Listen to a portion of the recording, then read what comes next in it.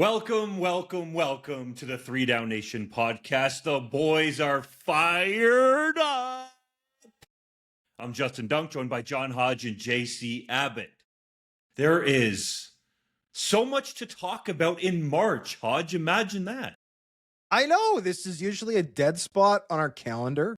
I was looking at our analytics just yesterday, and for the same week of March this year relative to last year, our traffic is up. I think it's 60%. So clearly, the good people across this country are loving all of the news that is going on in Canadian football, and they're staying engaged. They're staying fired up. And I mean, before you know it, time flies. We're going to be in training camps in the Canadian Football League, but lots to do and get done before that. And we got a bunch of it lined up on today's show.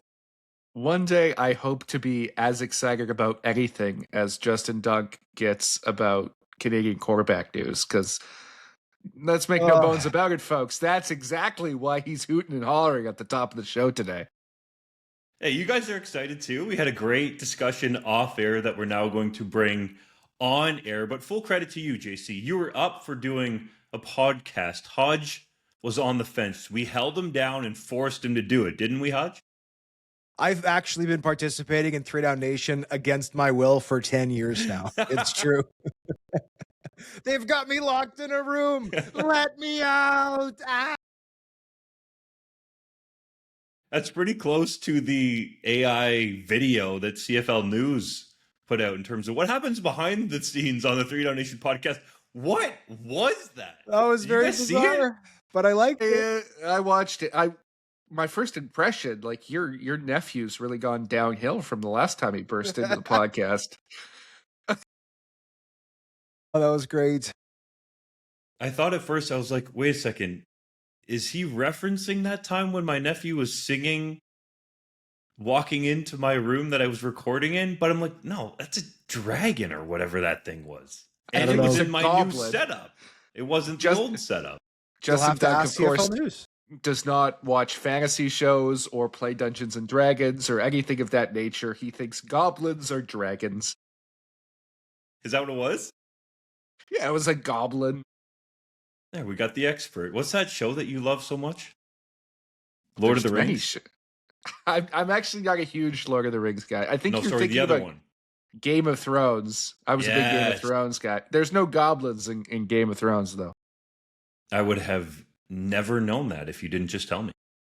You Justin like actually Game of Thrones. loves Game of Thrones. He just would need to watch it fully recast of Canadian quarterbacks. Like I don't really know Game of Thrones, but like the Jon Snow would be like Jonathan Senecal, and then you would have who's the biggest guy? That would be Taylor Elgersma bringing his Dolph Lundgren. I don't know.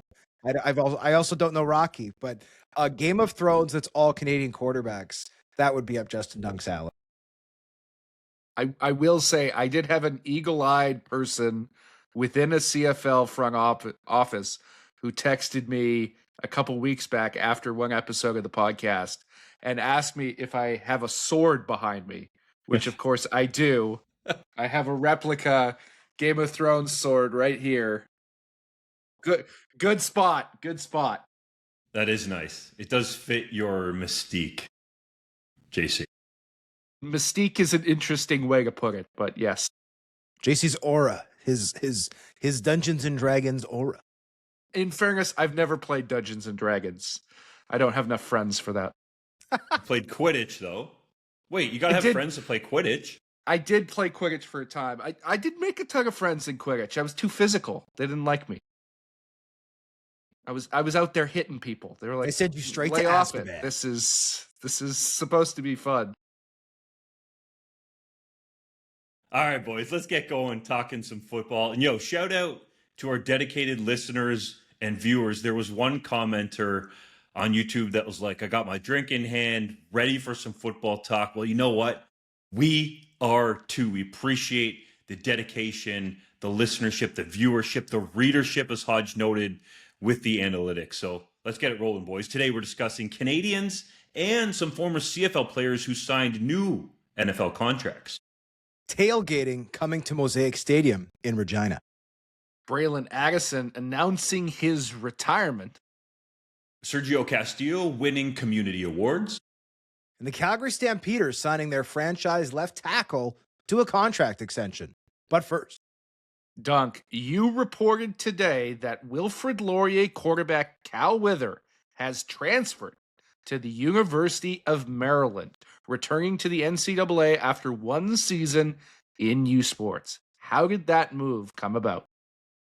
I talked to Cal Wither personally in January, I believe it was. Got to make sure I got my timeline straight. I think that's right. When Todd Galloway was officially introduced as the new head coach at Wilfrid Laurier University, leading the football program. And he said he was committed to Laurier. But as the winter went along, fellas, it's now been deleted. But Calum Wither posted on his X account that he had received an offer from the University of Maryland. I checked in with some sources.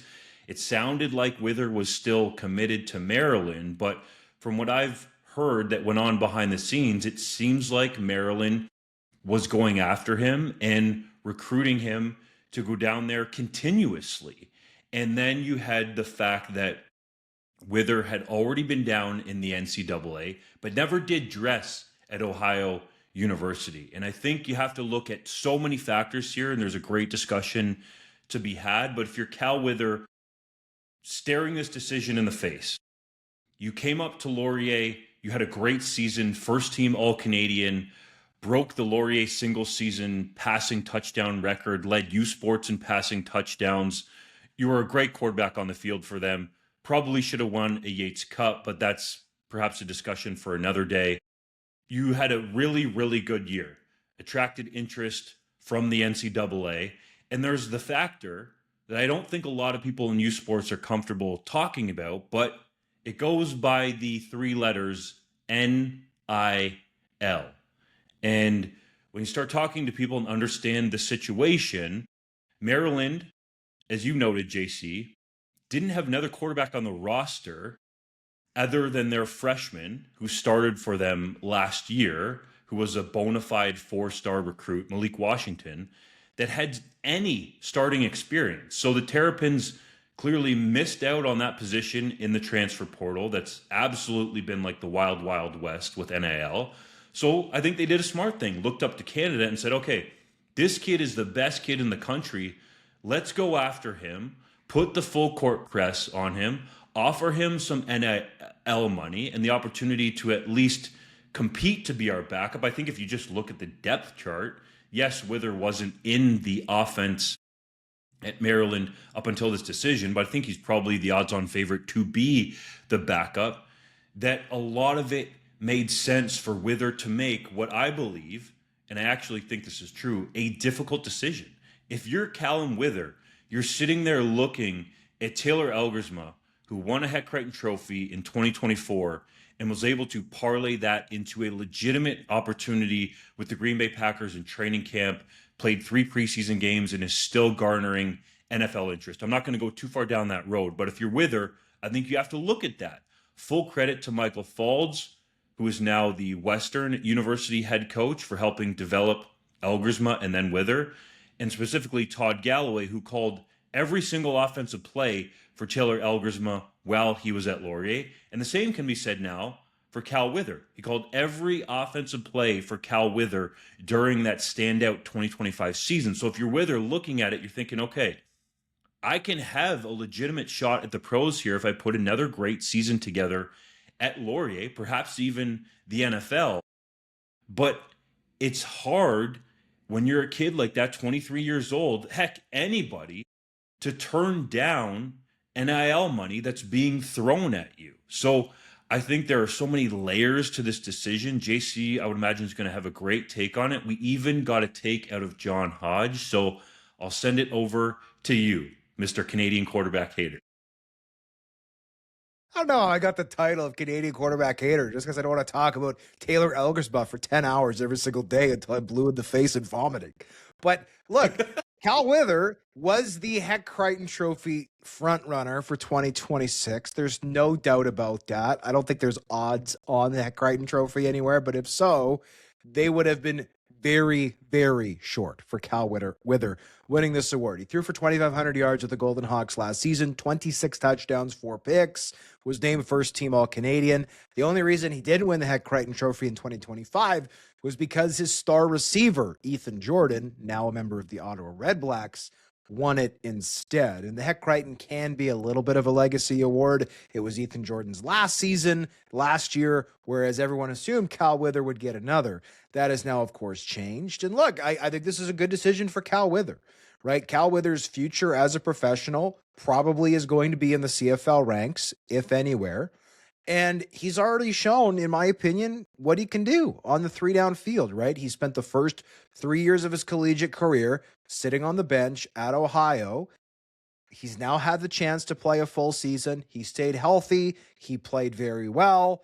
And look, if he went out and improved on those numbers, maybe that raises his CFL stock a little bit. Maybe there's even a Taylor Elgersma situation where all of a sudden NFL teams are looking north going, wow, this kid can sling it, he can throw.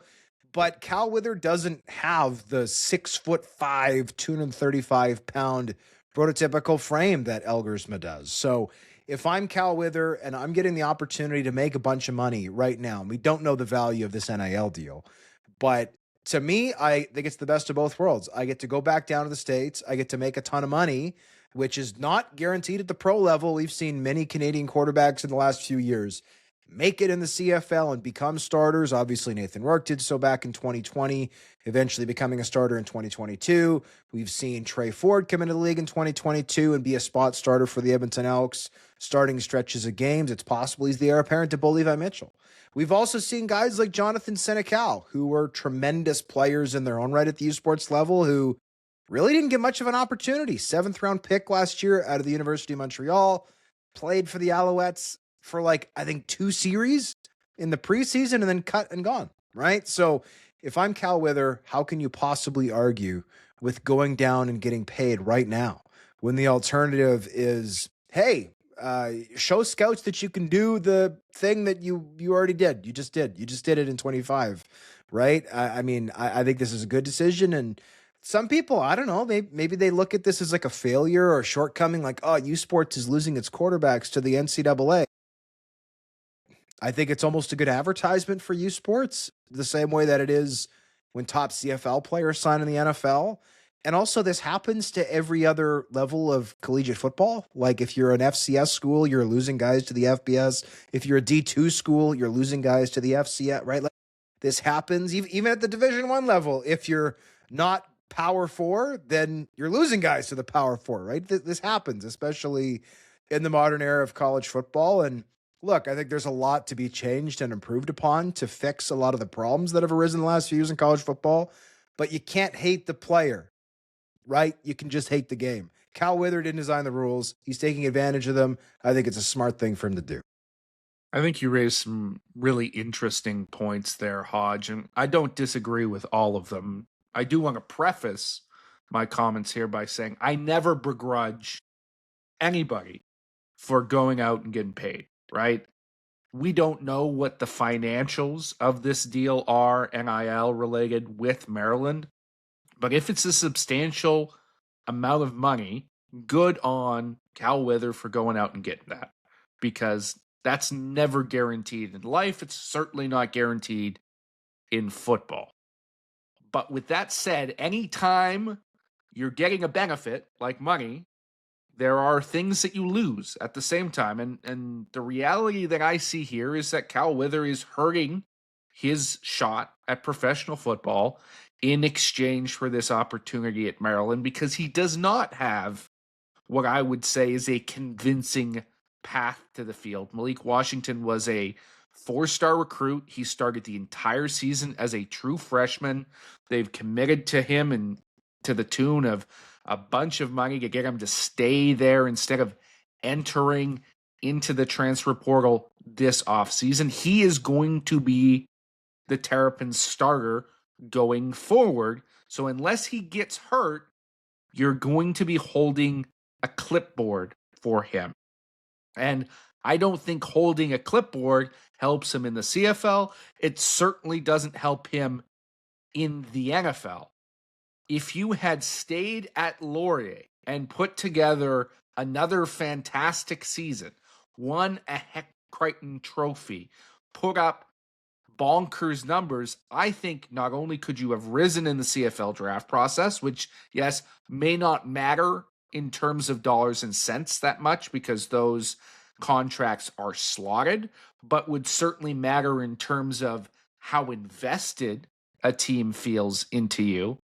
But I think you would have had a legitimate chance at a Taylor Elgersma situation because Elgersma went before you.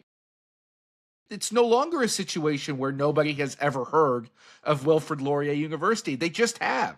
We saw that situation play out at the Senior Bowl, in Packers training camp, going forward with all the tryouts. It's now a more familiar name than it's ever been.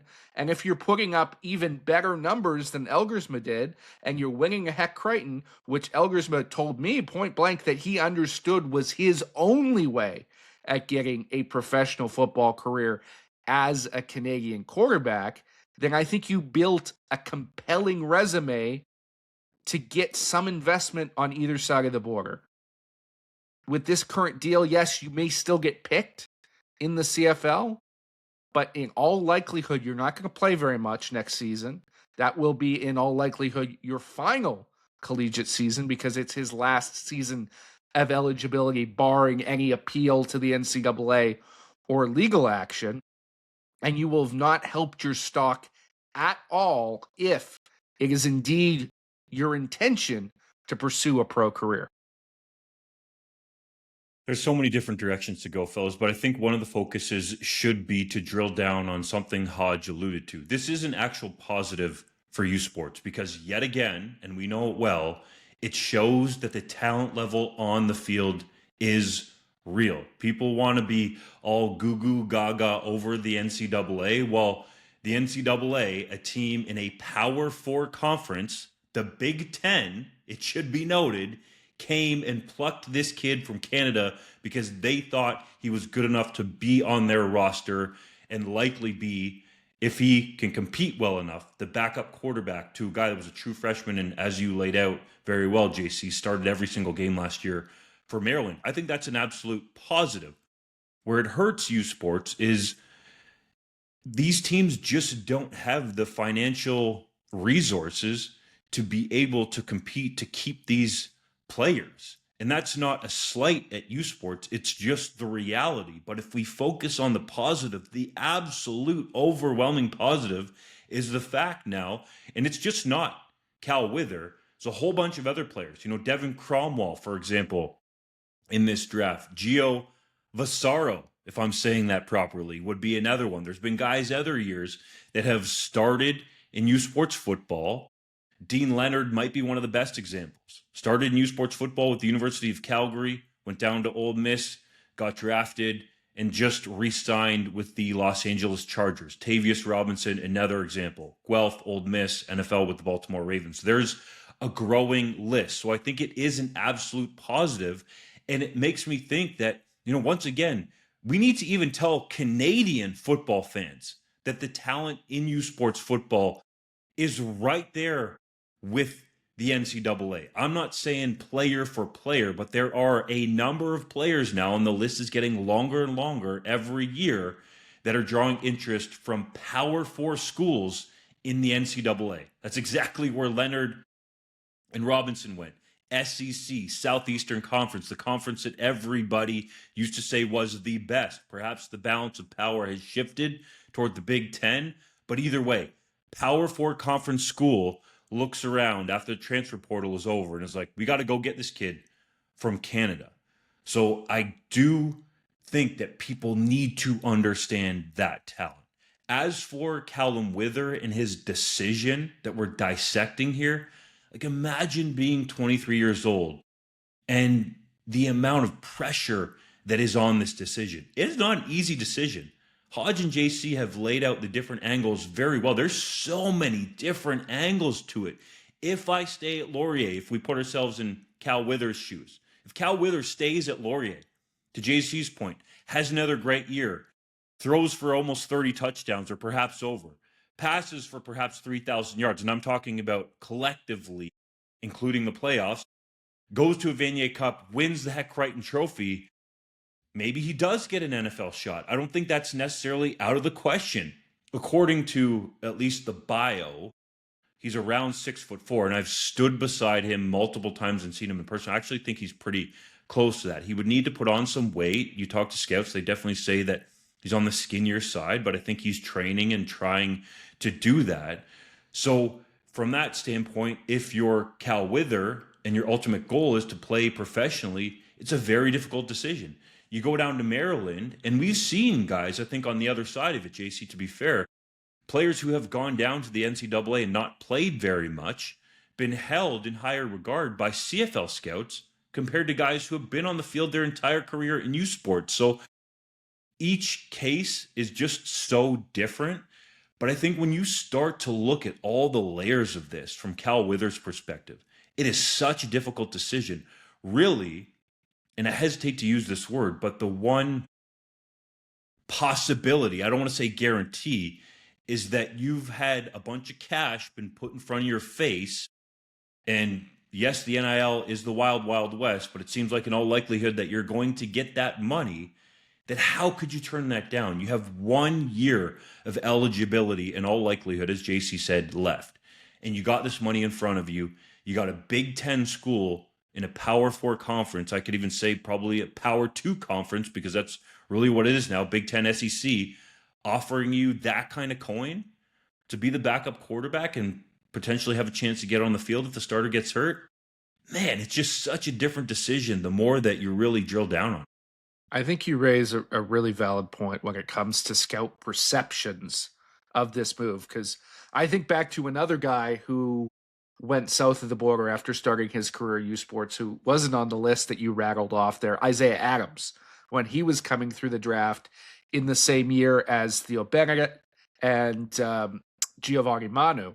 And one of the conversations I had at the time with some scouts was, well, Isaiah Adams, he went down and challenged himself. Theo and Gio both had opportunities after deferring their CFL draft to potentially chase an NCAA offer and decided to stay for an additional year at UBC. And there were some people that felt that should be held as a knock against them because they didn't want to chase that competition like some of those other guys that you've mentioned who did bet on themselves and try to make an attempt, whether successful or not, at becoming legitimate players in the NCAA. Now, I think Wither's situation is a little bit different because, for all intents and purposes, he is going down there, as we understand it, to be a backup. It's not an open competition. There's not multiple spots for him to compete with people to do. There seems to be an incumbent established starter who is going to get the opportunity, barring horrific play or injury, to maintain it with the Terrapins. And so you can start to see this in maybe a different light. Maybe this is a guy who's looking at the money instead of looking to be on the field. Like, scouts can twist a decision any way that they wish to in order to justify how they're going to view a player. And I think there are valid reasons to see this as a kid who is betting on himself and saying, I want to succeed in the NCAA like I didn't get to the first time around.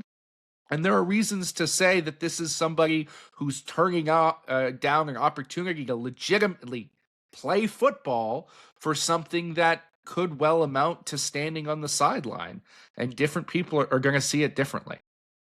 Quick question: Do scouts scout for free, or do they get paid? They don't get paid enough, Hodge. I'm not going to disagree with that, but like I think it's kind of silly in almost any circumstance to fault a young person for making money when the alternative is doing their job for free. So I stand pretty firmly on that side. And honestly, look, yeah, it's possible Cal Wither doesn't throw a pass with the with the Terrapins, and I'll use this as an example. It bleeds right into our next segment. Giordano Vasaro was a 2-time first-team All-Canadian with Manitoba Bisons, won the JP Metros Trophy as the top offensive or defensive lineman in all of U Sports in 2024, went down to Purdue, another Power 4 school, and did not start a single game for the Boilermakers. Played a little bit in their last game against Indiana, the team that then, of course, went on to win the national championship game. Giordano Vasaro is certainly going to be a first-round pick in the CFL draft. And right now I'm mocking him to go number 1 because nobody cares that he didn't play at Purdue. They're going, wow, this guy is brilliantly smart. He's high character. He's a good athlete. He's an excellent player. He's going to start in our league for 10 years. So who gives a rip if the guy is starting? You can get paid, you could go, and you can make money. Because guess what? People with jobs don't do them for free. That's why they're called jobs. Being a student athlete, especially a quarterback, is a demanding job. Why would anybody do it for free when they can do it to get paid? There's two things I want to push back on there, just separating the two situations, because you raise a valid point with Vasaro. I think it's easy to draw parallels, but quarterback is different, right? Cal Wither has only started, 10 games in his entire collegiate career? You want to see guys who have carried offenses for multiple seasons, who have dozens of starts under their belt. That's a requirement in many NFL organizations, and it's something that CFL teams look for as well. If Wither doesn't start another game, I'm not sure that 10-game sample size is enough to convince you, as good as it was, to bet on that kid. And the other element is we have seen dynamic Canadian quarterbacks who have blown up U Sports ranks, similar to what Cal Wither did, not get CFL opportunities or get middling CFL opportunities that were pulled out from underneath them far too quickly. It is not an easy thing to do when you have any knock against you whatsoever, versus along the offensive line. I think there's far more appetite to lean on the previous film and to dismiss that one season where he wasn't playing at Purdue as a situational anomaly. Quarterback's just different. How many collegiate games did Drew Brown start, real quick? Was he a starter? Did Drew Brown start in college? Just a question. No, he didn't.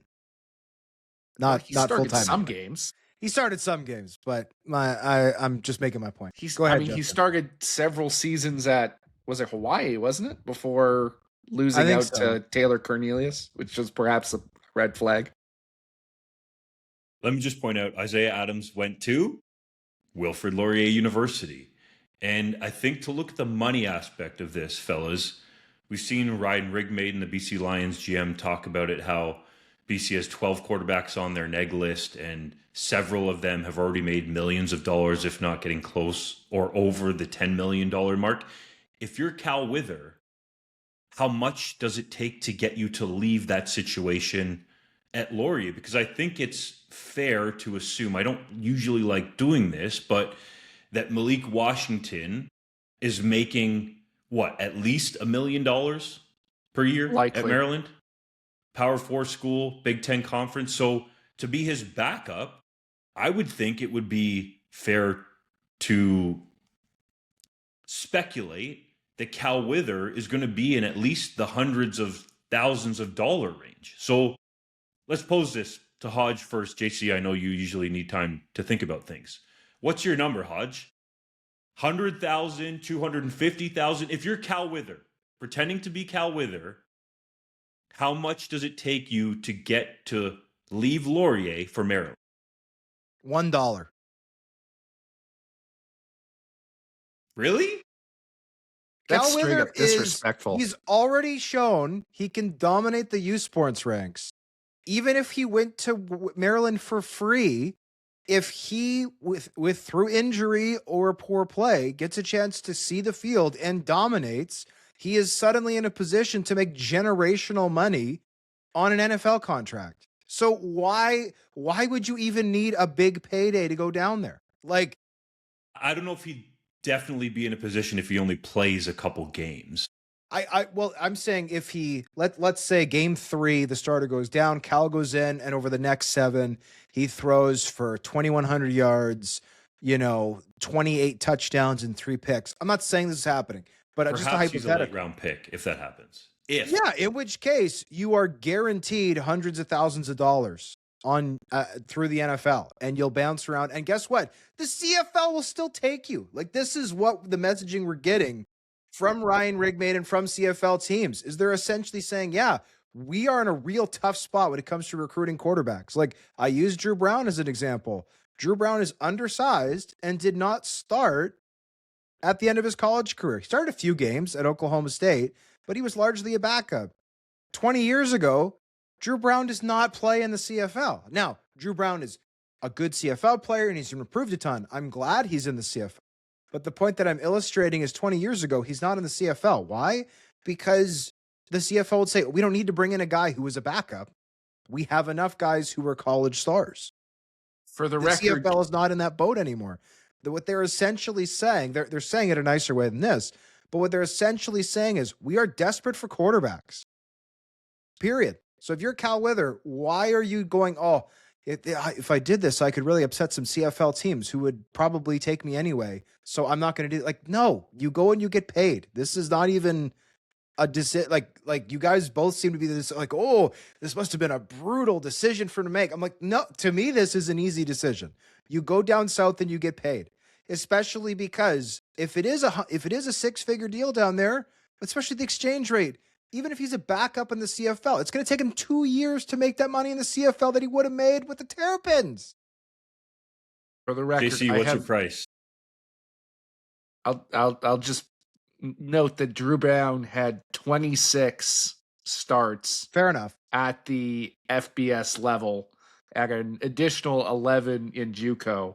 Yes, he was a backup in his final seasons with Oklahoma State, but he was a guy who would play a ton to that stage. Fair enough. My number is probably close to $500,000. I think that's what it would take for me to justify the potential risk to my pro prospects in sitting there and being a backup. Because again, I'm not sure if you go and Washington gets hurt and you end up playing 9 games and you do well, that helps you a ton in the NFL eyes either. They want proven long-term production. It probably helps you a little bit, but I think you're putting yourself in a fairly tough spot in that scenario. $500,000 to me, that's enough to say, hey, if I don't have that pro career show up, then I've made a decent chunk of change and I can move on with the rest of my life. The last thing I'll say as a rebuttal to Hodge is, based on your logic, Christian Veilleux is going number 1 overall in your mock draft, right? What makes you think that? He's started many games in the NCAA. He's got talent. So he was the backup at Georgia State this year. Yeah, and Cal Wither is about to be a backup at Maryland. Yeah, I didn't say Cal Wither's going to be Christian a future Veilleux first overall pick. What I'm saying is the CFL teams. What I'm saying is that the CFL teams who like Cal Wither right now are still going to be happy to take him if he's a backup in 2026. That's what I'm saying. The CFL teams that like could he have raised his CFL draft stock in 2026? I don't think he could have. And if he could have, it would have been minimal. And also with the slotted money, you don't even really get paid more for going in round 2 versus round 6. It's the same. But investment matters. Investment matters. Teams are less likely to cut a second, third, first rounder than they are a guy in the 7th round. Well, you know who's going to be doing some investing? Cal Wither, after he's checking those Terrapin checks, baby. Let me give you guys a real example, and I hesitate to do this, but when I was at the University of Guelph, scholarships were not a thing. I'm just trying to illustrate here how far U Sports has come, but also the catastrophic difference between Canadian university football and NCAA football. For me, I thought it was great that I was able to do laundry for the team and count that as an hour of work and get paid, and got a job on the grounds crew in the summer so I could stay around the university. Even though I did live in Guelph, I grew up on a family farm outside the city. So I wanted to be at the university, working out, doing all the footwork sessions to be ready for the season. and the rest. That to me was great. So Hodge, I never thought about it this way, but you saying $1 actually resonates with me because I think my price, it would be higher, would not be $1, but it would be a substantial amount above what I made doing laundry in the locker room and being on the grounds crew. So I'm trying to tabulate that quickly in my head. But honestly, $50,000 US, I'm going to Maryland for a number of reasons, especially if I was Cal Wither. I don't buy that for a second, Dunk, because you're competitive as hell. I don't think you would have given up a starting job to go down. I think you would have been deeply unsatisfied. Trey Ford, in 4 years in the Canadian Football League, has made approximately $400,000 US. So what you're saying, JC, is I need more than 4 years of earnings from Trey Ford to go down south and again, not even really hurt my stuff. Your answer makes no sense to me. No. Yeah, if I'm Cal Wither and I'm expecting to be in that Trey Ford, Taylor Elgersma realm of quarterbacks after another good season, and I don't buy for a second, Hodge, that he can't help his stock. I think that is a flawed take. Can he not raise his stock at Maryland? They've got like 18,000 coaches on their staff. How many full-time coaches does Laurier have? If he plays? I don't think it's and he had all that coaching at Ohio. Tape, practice tape in the Big Ten. You don't think you can get better not playing in games, especially at a school with endless resources? There has been many a D1 backup that has somehow gained. Who is the kid from Syracuse a number of years ago who got CFL eligibility national status? How much did his backup tape help him? Again, you've already argued, though, the quarterback is different. The CFL has a hard time. I'm talking about that's quarterback tape. It's a 1-to-1 comparison. Who's the Syracuse kid? Look him up. I forgot. Dungy? Something Dungy? I don't remember. You know who I'm talking about, though, right? Yeah, I actually don't offhand. We should move on. Fellas. Hold on. I drove a truck around the campus. The tradespeople, I need to factor that in. So 100,000. JC, to your point, the competitive aspect has different sides to it, right? If you're Cal Wither, you've dominated in U Sports, to Hodge's point. That film is there. But if you get that chance to go to the NCAA and do it at what a lot of people believe is the highest level of football, that's enticing as well. And the money is absolutely a factor. You know, I think my price would be $100,000. If I'm going to get $100,000 guaranteed, and I'm not saying he's getting it guaranteed, I'm just talking about this hypothetical situation, then I would be going down there because nothing in the pros is guaranteed. It doesn't matter how high you get picked. I think that's Hodge's point here. You got 1 year left. And I think, to be honest, it actually shows Cal Wither's maturity that he has made this decision, because you're thinking longer term here. I've heard some rumors around U Sports that there's people that don't even dress on some of these teams that think they're going to the NFL. So if you're Cal Wither, you're sitting down and going, okay, how actually realistic is it that not only do I get to the NFL and sign a contract like Taylor Elgersma did, but that I go to the next step and earn cold, hard U.S. cash in the NFL? That you really need to be in the 1% of the 1%, right? To be on an active NFL roster or to be on a practice squad. So when you have that cash being backed up to you, I think that's a smart long-term decision for Cal Wither. Some scouts might not like it, but you put that decision in front of anybody else. Hey, we're going to pay you, let's say hypothetically, hundreds of thousands of dollars to do the same exact thing that you would be doing at Laurier, but do it at Maryland, and you get that money guaranteed? If that was the offer, and I'm speculating here, you've got to take it. If a CFL team, or I'll just broaden it to a professional team, college team too, but we're talking about the pros. If a professional team really wants you,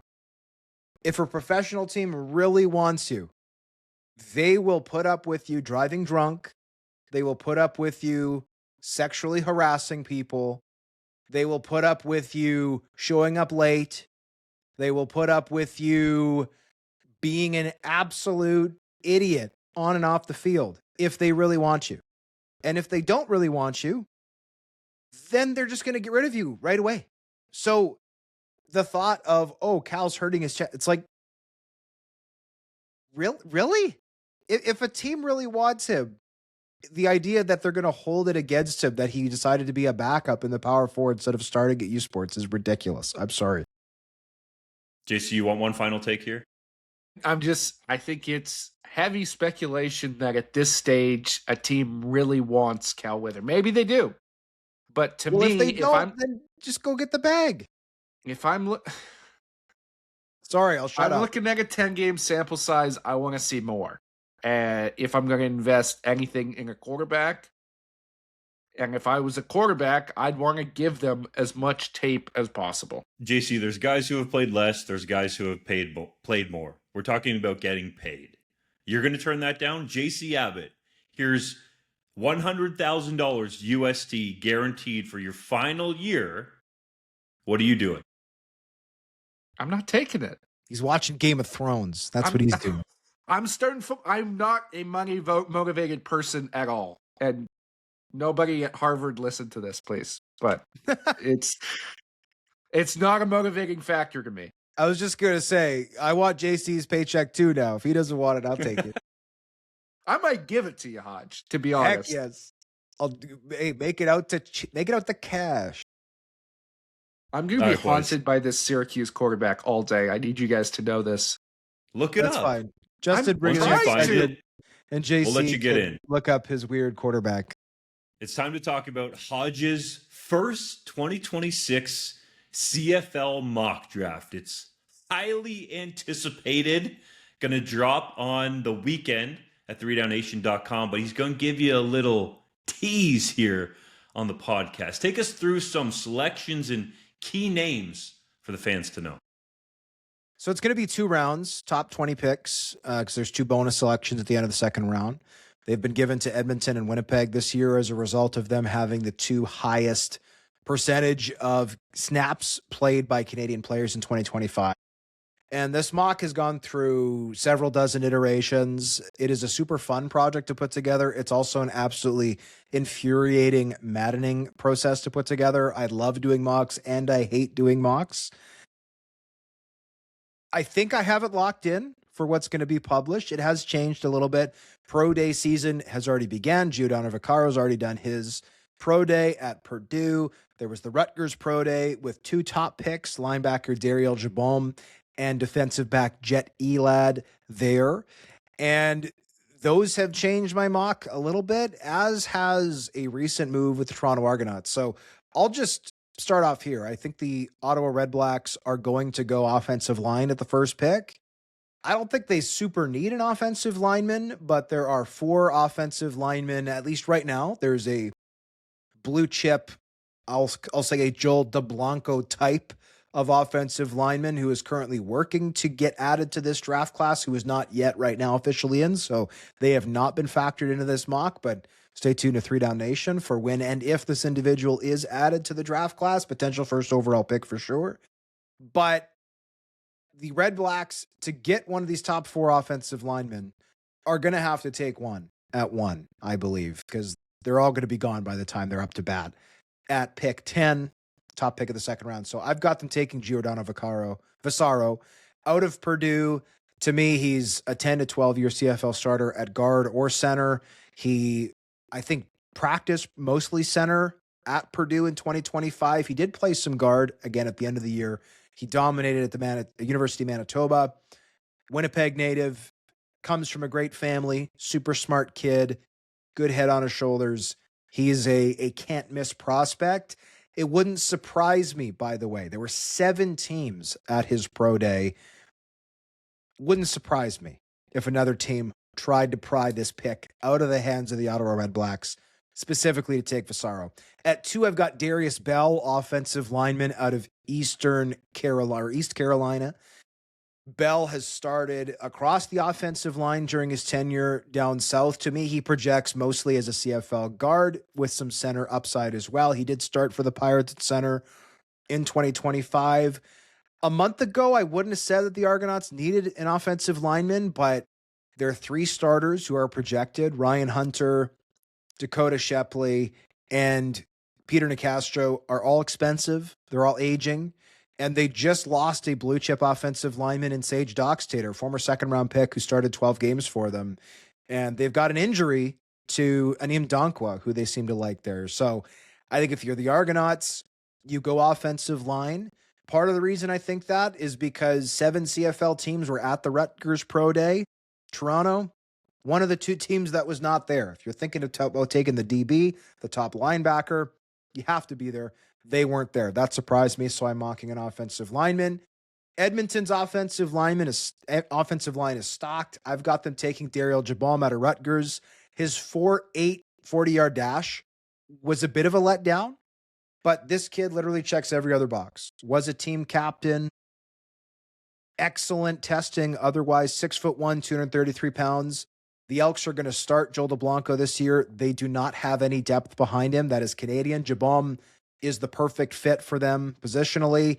And yeah, the 4.8 is not a great 40-yard dash. However, I went and looked at a bunch of very good recent CFL middle linebackers, and a bunch of them ran in that range. Jovan Santos Knox ran a 4.8 coming out of Massachusetts. Niles Morgan ran a 4.8 coming out of college. I listed a whole bunch of them in the article that I wrote. Jeffrey Canton-Arcou would be a recent Canadian example. Ran a 4.85 at Memphis. Guess what? He plays a lot faster than that. At 4, I've got the Winnipeg Blue Bombers taking the best offensive lineman available. This I have as Jonathan Dennis. It probably is technically Denis. I believe he says Dennis. Born in Montreal, but raised mostly in the States. Finished his collegiate career at Louisiana Tech. At 5, I've got the Hamilton Tiger Cats taking Jet Elad. I think he could provide some versatility for them. He's better in the box than he is at safety, but he could provide some nice depth behind Stavros Katsantonis, upgrade their special teams units, and potentially even play a little bit of weak side linebacker. I think he's heavy enough, just over 200 pounds if they need him to. And then at 6, I've got the Calgary Stampeders taking the last of the top offensive linemen. This is Nicholas Henning, the first U Sports player off the board out of Queens. Henning, by all accounts, is going to absolutely destroy the testing at the CFL Combine. Could even get some NFL looks as a result. A true 6'6", 290-pound blocker. Mostly played H-back with the Golden Gales. Has only played O-line for 2 years, but was a first-team All-Canadian at offensive tackle in 2025. At 7, I've got the BC Lions taking Noor Gatkoth out of Wake Forest. The Lions don't particularly need a defensive lineman, but they do start one. They have upside with Hayden Harris, a second-round pick last year. Why not take Gatkoth? He's there. He had 21 pressures for the Demon Deacons this past season coming off the edge. Should have athleticism enough to on the upside to contribute on special teams. And then rounding out the Hodge, you're first giving this round. all the way, man. This is supposed to I'm be a going tease. all the way. You guys All can pop in if you want to. I'm going all the way. Nick Senecal, receiver out of Hawaii, had a bit of a down year in 2025, got hurt. But the Alouettes, looking at their depth chart, the only spot I really see a lack of Canadian depth is behind behind Tyson Philpott. I was about to say Tyrell Ford, wrong twin. But behind Tyson Philpott at wideout, Senecal is the perfect player to fill that role, and he's from Montreal, which is a nice little bonus. And then finally, at the 9th overall spot, I've got defensive back Malcolm Bell out of Michigan State to the Saskatchewan Roughriders. If he runs well, Bell is going to be in an NFL camp. He's 6'2", 200 pounds as a corner. I've had sources tell me he's going to run sub 4.5. I've had some tell me he's going to run in the 4.5s. We won't know until his pro day later this month. But I think he is the perfect heir apparent to Tavon Campbell in Riderville. I think Malcolm Bell would be well worth waiting on for a year or two if that's what it takes. And we have seen the Riders take futures in the past, even in the first round. Kyle Hergel being a perfect example from a couple years ago at 3rd overall. So that's how the first round of the mock is looking right now. It is subject to last minute change, but I do think I'm mostly locked in on the first round. Second round, which we'll save for the written piece, I think could be tweaked. But I'm curious for your thoughts, particularly JC, just because I know he's a little more dialed into the draft stuff. Like where you've gone with a lot of these selections, Vasaro to me is the number 1 overall guy. I know some people think he's limited as a center-only prospect, I don't care. I think he can be an elite all-star center in the CFL. He's aggressive. He's mobile. I think Purdue put him in a awkward situation with the timing of getting him down there. That's part of the reason why he wasn't on the field very much last year. And I think he is a much more dynamic athlete, a much more physical athlete than he was able to show south of the border. I love that pick. I think some of the spots that I look at and maybe find issue with, Toronto going Darius Bell, number 2. I'm far more lukewarm on Bell compared to some of the other offensive linemen in this class. I see some flaws in his game. I know that Toronto now has a bit of a need at offensive line after cutting ties with Sage Dockstader. But I like Gavin Cokes, who we didn't see at all last year because of injury. I think he was a fantastic piece on that UBC Thunderbirds offensive line and can really be a sneaky addition there. I don't think they're desperate, and I look at some other spots on their roster, and I wonder if they would be better off reinforcing their receiver specifically is one for me where I wonder about their depth. They got Kevin Mittal. I know David Ungerer III has been a decent piece for them at times, but Ezekiel Tiede and Tristan Reddy are the 2 backups at this stage. I wonder if you would take a swing at somebody like a Nick Senecal that high up, because I think he is sort of one of one in this draft as a guy who can threaten deep as a Canadian receiver. And then the person that I think can benefit themselves the most or rise up this first round mock the most in the coming days is Malcolm Bell, for all the reasons that you laid out. If he does not run well, I think his NFL opportunities will be limited. And with the amount of teams that are now employing Canadian corners, think Edmonton, Calgary, Saskatchewan, I think there is genuine demand at that position. And this is a kid who's 6'2", who has started games at Michigan State, at UConn, who has been a legitimate lockdown guy for big-time FBS programs. I think he would be highly coveted by some of those teams as an immediate backup and a potential heir apparent. Thank gosh JC's talking about something other than offensive linemen. I love my big boys up front, but we got to get little time for these skill guys. I'm very curious to see what Bell does at his pro day. A very intriguing prospect, but you guys know the most intriguing prospects always the Canadian quarterbacks. Who's going to be the first Canadian quarterback off the board, and what range? Hodge, I'll start with you. Christian Villa, I mean, he's going to be the first one off the board if it's as a quarterback. I think Iloa Latondres Reginald out of McGill could be the first quarterback taken. I'm not sure he projects as a CFL quarterback. I don't know where these guys are going to go. Neither are in consideration for my mock draft. Villa's collegiate career pointed down, right? Like he started games at Penn State early in his career and transferred to lower level schools multiple times and finished his collegiate career as a backup. I'm not saying he doesn't have a future in professional football, but I don't think that the quarterback spot is going to factor in heavily to the top portion of this draft. And I will say, I think it's a good idea just to give people kind of a general overview. There are a couple quarterbacks who are, in my opinion, worth drafting up near the top, but overall, it's not like this is a crazy quarterback class. It is not a particularly strong running back class. There are some really intriguing fullback, tight end, H-back types. It's a fantastic class for fullback, tight end, H-backs. So I love how JC was like, okay, I'm not going to talk about O-line, but yes, let's go to the next most interesting position. We'll double down on the H-back. So receiver is not super strong, but there are some good receivers. Offensive line is strong, and this is the first strong O-line draft in a while, which is why I think you're going to see upwards of 4 go in the first 6 picks. D-line, there are lots of good defensive linemen. backer is a little bit top heavy, but there are some other good ones. Justin Pace is a U Sports player. I'm probably going to mock in round 2, but there are some other ones who I think could be in the mix. And there are some really nice DBs. Like to me, I would say probably the 2 lines of scrimmage are the strongest positions, and then receiver and running back would maybe be at the bottom. Is that fair for you, JC? Do you think?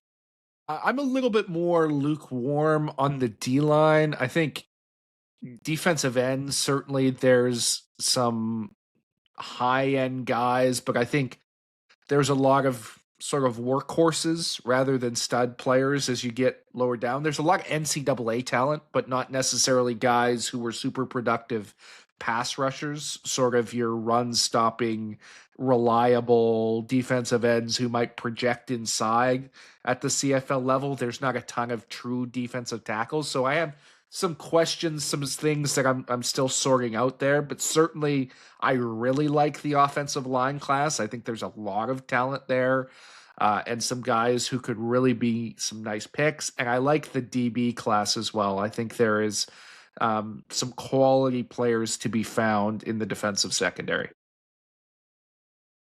So that's the mock. Last year in the top 19 picks, I had 17 of the correct players. They weren't necessarily slotted in the perfect spot, but elite, I went bro. back and looked That last is year. elite. And one of those 19 was Tiger Shanks, who was not in the draft when I put out the mock. So in a way, I went 17 of 18. And again, lots That was of your them first mock or were last mock? in my first mock, like pre-combine.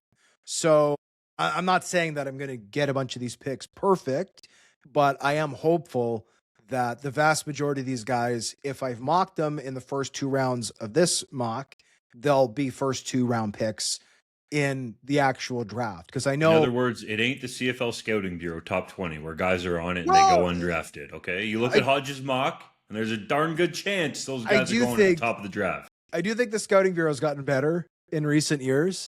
But there are some guys who aren't on it right now who I do think will be first rounders. And there are some guys who are not on it, or at least one in Nicholas Henning.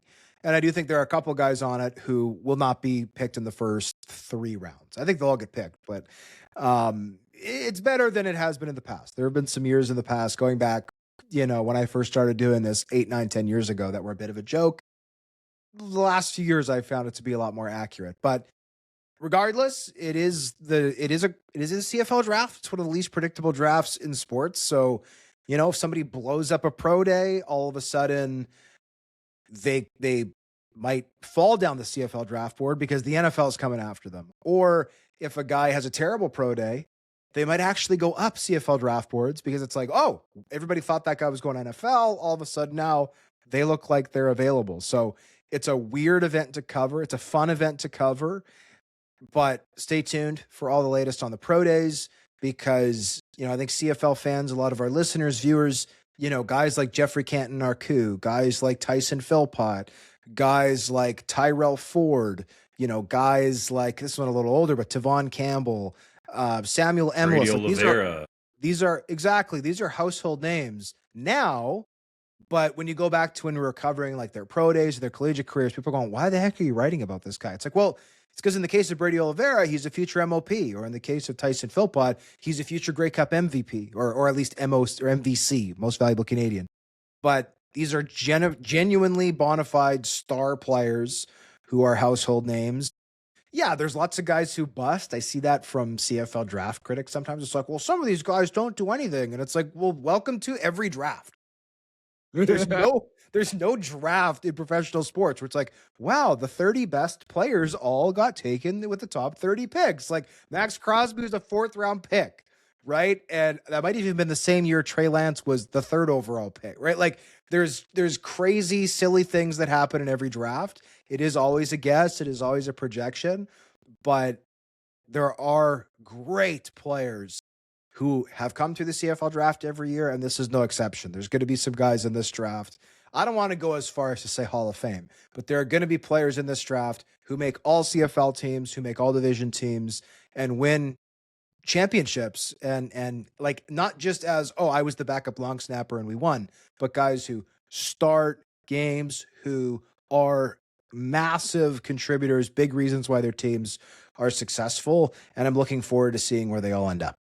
For the record, Doug, I didn't get a chance to answer your quarterback question. So I'll say this right now. Christian Veilleux, I personally wouldn't draft him. I think there's potentially some value in the later rounds just to get another non-counter arm in camp.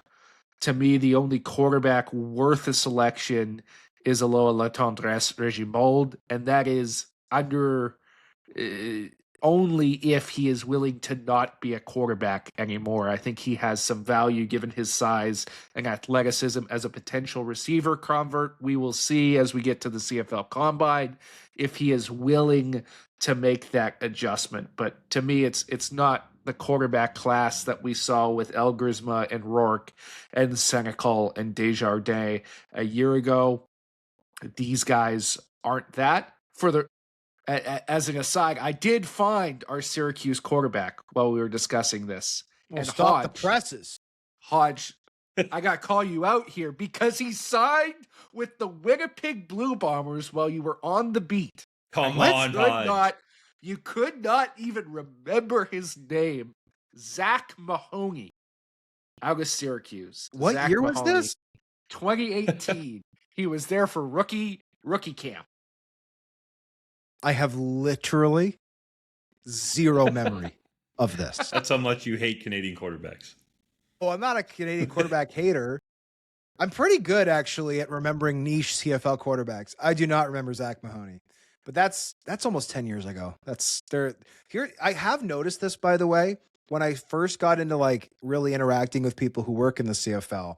A lot of them were impressed at my memory going back like 10 to 15, 20 years as like niche players or things that happened.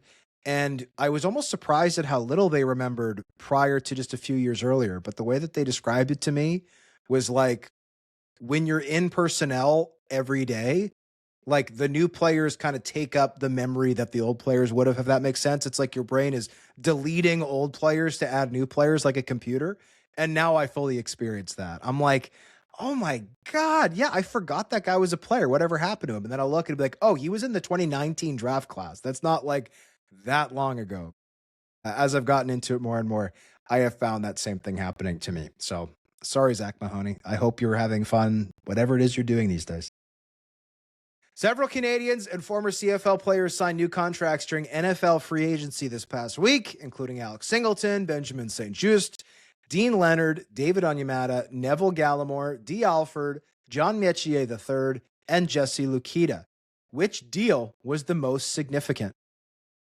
Well, there is some big money being thrown around for these Canadians and ex-CFL players, but the deal that stuck out the most to me, gentlemen, was Dee Alford getting a 3-year, $21 million contract with the Buffalo Bills. And the big piece of why this deal stuck out is not just because of the length and the overall value, but over $10 million of that contract is guaranteed, which is almost double what he has made thus far in his NFL career. You know, Alford has been a nice nickel piece for the Atlanta Falcons, has started a bunch of games, but has been maligned at times, inconsistent, not always the most popular with fans. As a result, I wonder if there was some parallels there to another guy who came out of the CFL, got a deal, started games in the NFL, and then flamed out in Delvin Breaux. That's not going to be the case with Dee Alford because this massive contract proves that the Bills are invested in him. He is gone for good from the CFL, and he is going to be a very wealthy man for years to come. It wasn't the richest deal, but I'm going to stick with my U Sports theme for this episode on the 3DownNation podcast and go with Dean Leonard. He was selected by the Los Angeles Chargers in the NFL draft, and the Chargers have liked him enough to re-sign him. It might be a more modest deal by NFL terms when you look at it, 1 year, $2 million, but the fact that the Los Angeles Chargers want to keep him, I think speaks volumes about how Leonard has been able to make the jump from different levels. JC, you got a snivel again? Or are you okay?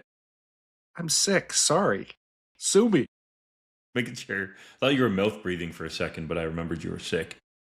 So to me, it's Leonard because he's jumped from the University of Calgary to Ole Miss to now the NFL, made himself a legitimate player down there. He's already earned over 3.7 million USD. So, after this year, presumably with the Chargers, if he's there all year round, I would imagine he would be. He's going to be over $5 million in his NFL career. U Sports to the NFL, it can happen and is consistently happening.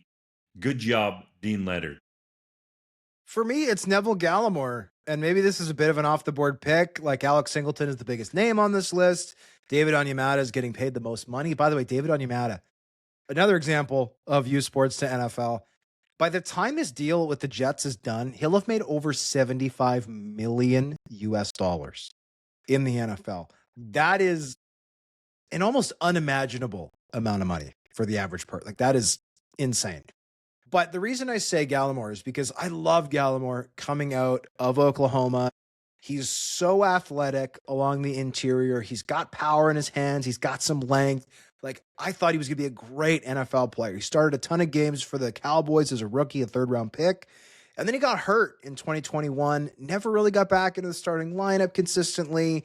And then he went to the Dolphins after his rookie deal ended. And he actually got cut by the Dolphins at the end of training camp.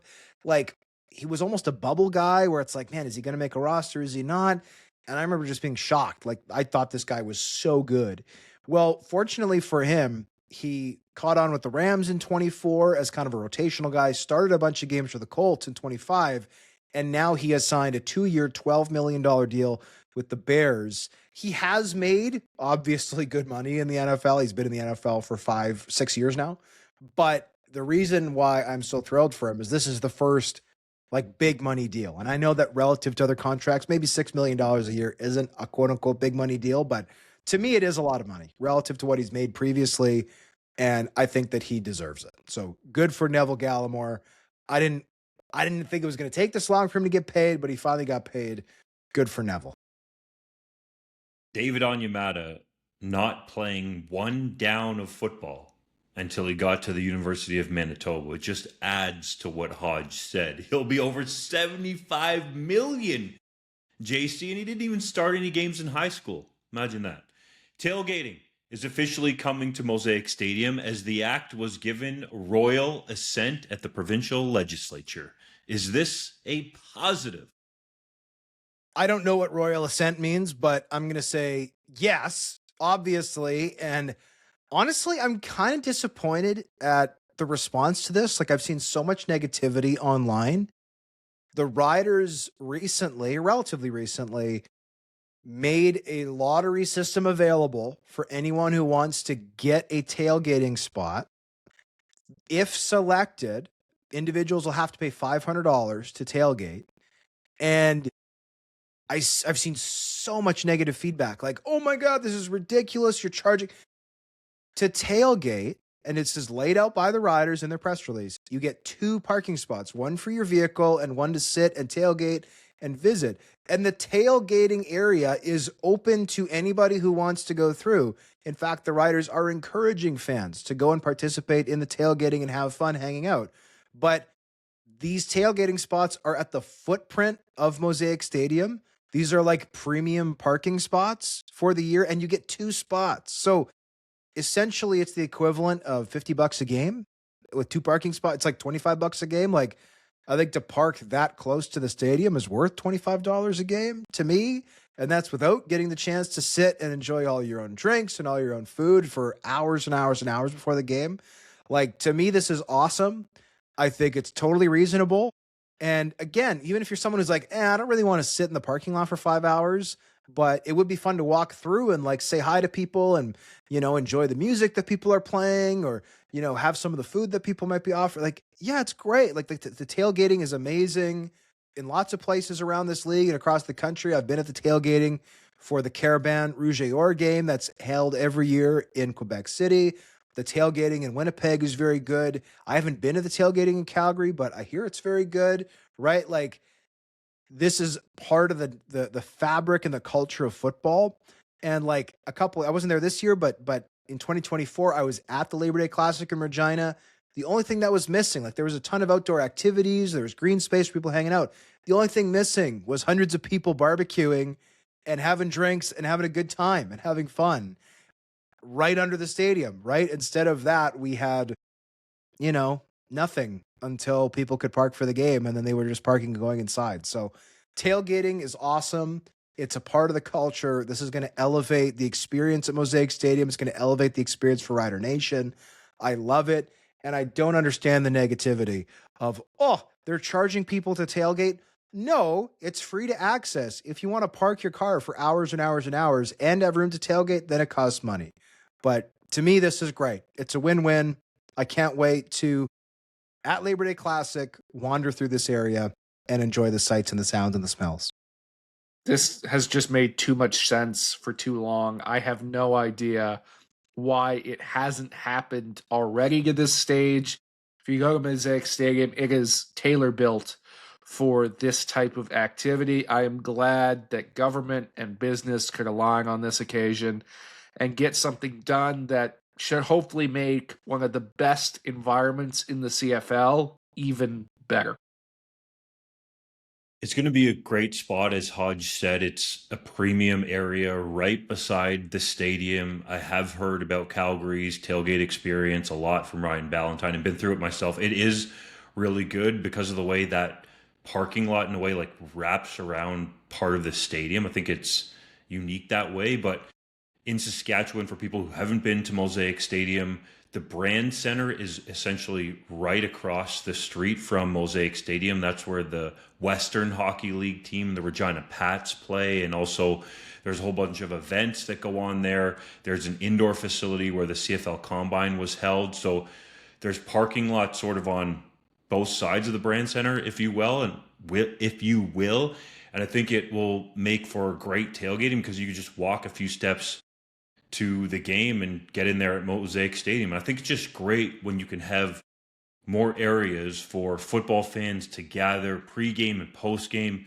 chop it up about football on a nice summer day, be outside, even longer. It's not like now if you're a Rough Rider fan, you just drive to the game, perhaps you hang out at the Sports Cage Lounge before or afterwards, and that place is pretty unique, but that's in the stadium. So you have to be actually let in there. Now you could come hours and hours and hours before games, hang out, do your thing, tailgate. Who knows when it will open and shut down. But I think that this is really cool. It's a great initiative by the Riders to get this done.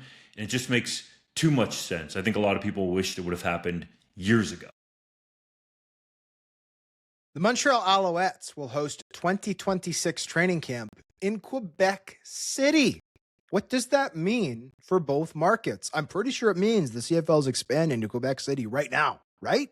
Right? Well, let's not go that far quite yet, but I think that is, if not an intentional part of this plan, certainly a nice fringe benefit that training camp's going to be hosted at PEPS, the facility at the Université Laval, where the Rouge et Or play. That's going to give the Alouettes access to some fantastic facilities, which will be nice for them. But it gives the CFL a chance to sort of gauge how a team might function in Quebec City, which is not something they've had the opportunity to do. And it's certainly an indication that there's more cooperation between the Laval Rouge et Or and the Alouettes than there have been in years past, which was also always seen as a hurdle to putting a team in Quebec City. You see some of the positive statements made in the press release. Of course, that is all shone up nice and shiny for the media. But I think that indicates that there's some genuine cooperation between these two Quebec institutions, and that bodes well for any hopes of expansion. It has been over 10 years since the CFL was in Quebec City. in any significant way that was an exhibition game between Montreal and Ottawa back in 2015, which was not well attended because it did not have the full support of the Laval Rouge et Or. Now that you do have that support, I wonder what else could develop from this relationship. My very first thought was exactly what Hodge alluded to for a number of reasons. The rivalry between Montreal and Quebec City is heated. Just look at the Canadiens and the Nordiques over the years when those two cities had NHL teams. And then also, you consider the fact that in July 2023, Jacques Tanguay, who essentially is the Laval Rouge et Or football boss, said we can't even think about it when doing a French language interview, and he was asked about the potential for a CFL team, franchise I should say, to be in Quebec City.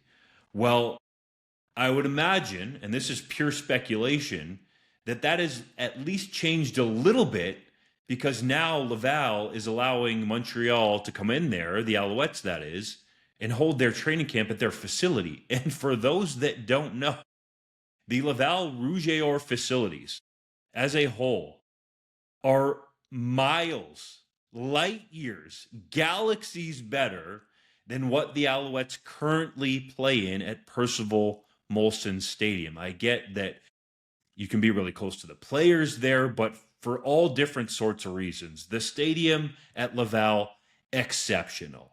The indoor facility there is state of the art. It's very nice. The locker room, although it might not be the greatest, it is definitely better than what is at Percival Molson Stadium. So anyone with a brain that knows Canadian football can't help but think, is this, even if it is a small test case, a test case for exactly what JC said, how a CFL team might, and the key word is might, function? Because I do think there is a benefit to the Alouettes here. You get into the second biggest market in Quebec, but I also think you can expand the scope and look at it from this perspective. How will the team be covered in Quebec City when they hold training camp there? Is it any different? Do people in Quebec City feel some type of way about a team from Montreal having their training camp there? I think that's a legitimate angle. But the key one for the Canadian Football League, even if they're not going to come out and say it, is how is the CFL generally received in the market? And I think it shows, even if it's small, that according at least to Mr. Tanguay in July 2023, that the league has made some headway here in that market. Otherwise, Jacques Tanguay would have said, no, get out of here. The university wouldn't be promoting the fact that training camp is there. I think this is more than just a training camp going to Quebec City. The future will tell us what it might be able to turn into, but that was my initial thought when I saw that this was actually real and happening. I think that they should have tailgating at Laval during the Montreal. Tailgating at Laval is amazing, bro. It is. They literally set up like zip lines. They're there before the crack of dawn for Laval Rouge et Or home game. Sorry, Hodge, to cut you off, but it is elite. The people in Quebec City love their football, love their Rouge et Or, and show up. Sorry. Well, I hope that the preseason game happens there. It's probably too early to do or too late to do that for 2026. But if this goes well in 26, wouldn't it be great for the Alouettes to play a preseason game at Peps in Quebec City in 2027? I think that'd be great. I do think we should note, like, as we've talked about on the show, there are some shortcomings with that stadium. Half the seating is bench seating on gravel. It's not pro level, but the seating at Percival Molson is also not necessarily pro level, and they've had you could easily add to that stadium and have a CFL team there. Agreed. So I think this is a step in the right direction. And I mean, we all know Pierre-Carl Pelado with his hockey team has ties to Quebec City. So maybe, maybe he's played a role in this. I would love to know. Mr. Pelado typically does media once a year. So hopefully when he does his media once a year, he'll get asked about it, and we'll glean some information. Might also be interested to hear Jacques Tanguay talk about this as well. So it's a brand new announcement, just happened. but I'm encouraged by what appears to be at least a small amount of progress here in what could potentially be the CFL's 10th CFL team, even if it is a very small step. It's now time for JC's Random Neglister, and I've got a name this week that may be familiar to people who have been following the lead up to the NFL draft and the All-Star Game circuit. It's Tyron Montgomery, the wide receiver out of John Carroll, who was recently added to the Winnipeg Blue Bombers negotiation list. John Carroll, for the uninitiated, is a tiny, tiny little Division III school. But Tyron Montgomery earned his way up to the Senior Bowl after showing out at the American Bowl and was one of the stars of the week, beating up on some serious FBS top-level NFL prospect DBs and generating general acclaim from the media and scouts in attendance. He has a fascinating story, gentlemen. He was a walk-on basketball player at LSU, had never played high school football, but when his basketball journey stopped, he was tossing the ball around with his brother. They said, hey, you can catch this thing pretty well. Started putting clips on YouTube. Eventually caught on with a flag team. Went to flag nationals down in the United States and got a shot with Nichols College, which then turned into a transfer shot to John Carroll. Over the last 2 years at the Division III level, he has put up 176 receptions for, get this, 2,599 yards and 32 tutties, a consensus All-American. It's all going to come down to how this guy tests, if he can truly make good on that Senior Bowl hype, but certainly the Winnipeg Blue Bombers are keeping an eye on him. If the NFL decides that he isn't all that he was cracked up to be at the Senior Bowl, I think they'd like to have him up in camp in Winnipeg. Hodge's heritage moment. On this day in 2010, the Toronto Argonauts signed running back Corey Boyd. The South Carolina product was a 7th-round pick in the 2008 NFL draft, who dressed for one career game with the Denver Broncos. Boyd then lit it up in the CFL, was on fire as a rookie, rushing for 1,359 yards and 6 touchdowns, while catching 38 passes for 363 yards and 2 scores. The 2-time CFL All-Star was cut partway through the 2012 season, which was surprising as he led the league in rushing yards at the time.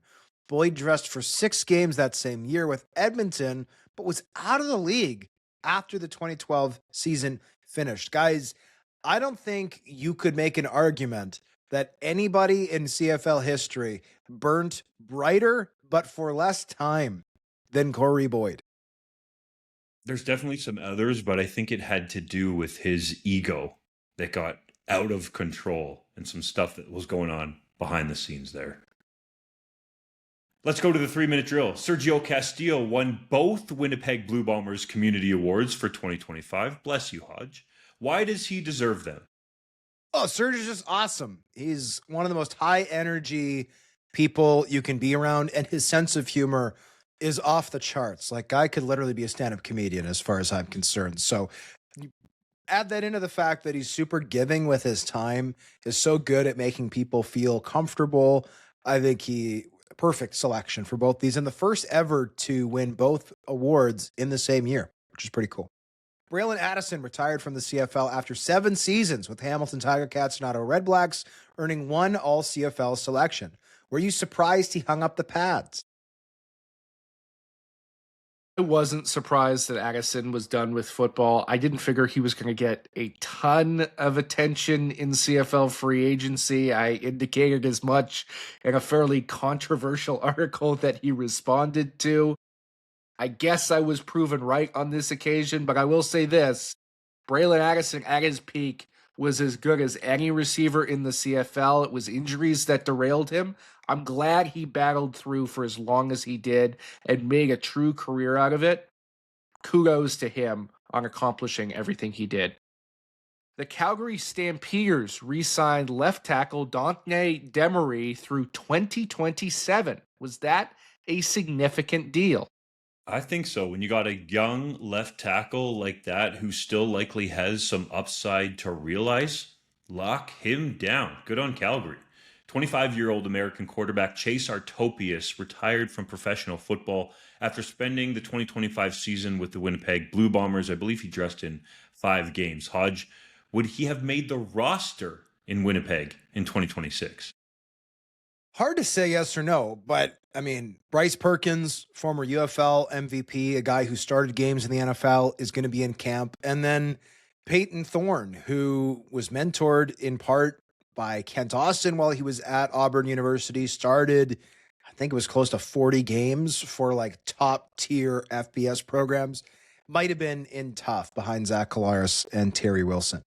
Waterloo will host the U Sports East-West Bowl for the 3rd straight year. How excited are you for that game?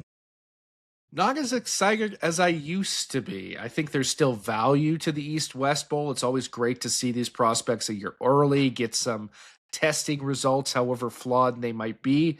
But since the CFL pulled their support from it a number of years ago, it's gone downhill, and you're starting to see more top-level athletes, particularly those from the RSEQ, like powerhouses like Laval and Montreal, opt not to participate at all. That decreases the validity of this game. It decreases the level of competition and makes it a whole lot less fun to watch. I hope U Sports begins to take this stuff seriously in the near future and does something better with the game going forward. The Ottawa Redblacks are returning to TD Place Stadium for training camp after spending last year at Queen's University. Is that a smart choice? I think it is, just simply based on the players' comments in the CFLPA report cards about that experience. I'll just say that. I think the initiative from the team was great to go to a different market, but I think you got a new coach there in Ryan Dinwiddie as the GM as well. You want to keep it in-house, make it easily accessible. This to me makes a lot of sense for Ottawa looking to turn things around in 2026. The Calgary Colts have unveiled a coaching staff full of U Sports and CFL connections, including Mike Edam, William Longley, who just retired, and Chris Merchant, who won a Vanier Cup at Western University. Will that help the Colts improve from their 2-6 mark last year? I think it could, and this is one of the reasons I'm such a proponent of the draft and of the ratio, right? These are all players who played professionally. I mean, Merchant played professionally overseas, but like Longley played over a decade with the Stampeders, and now all of that knowledge that he has from pass pro, run blocking schemes, right? Coaching, all those things, special teams, he's going to be able to pass that along to the next generation. Like, I love this ecosystem we have where guys play and they learn so much and they're able to pass that on. I think it's great. I think it's what levels up Canadian football. The BC Lions added quarterback Daquan Finn to their negotiation list following his controversial exit from Miami, Ohio. What happened there? Well, from what I can gather from the media reports, he essentially quit on the team with a number of games left. They were still second in the MAC with a chance at a conference championship, and he opted to sit out in order to focus on his preparations for the NFL draft. This was not a situation where he's opting out of a bowl game. This was meaningful games with a title on the line. Certainly an interesting choice.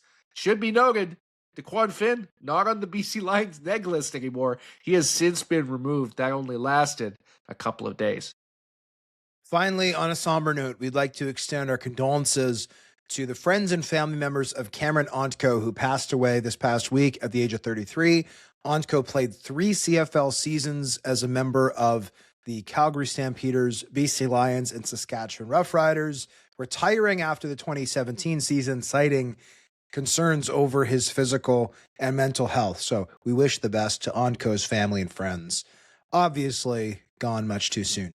For Justin Dunk, JC Abbott, and myself, thank you as always for listening, checking out the podcast. Don't forget to subscribe to the 3DownNation newsletter. You can do so right there easily on the front page of our website. It's free. You can cancel anytime. And we'll see you next week for our next episode of the pod.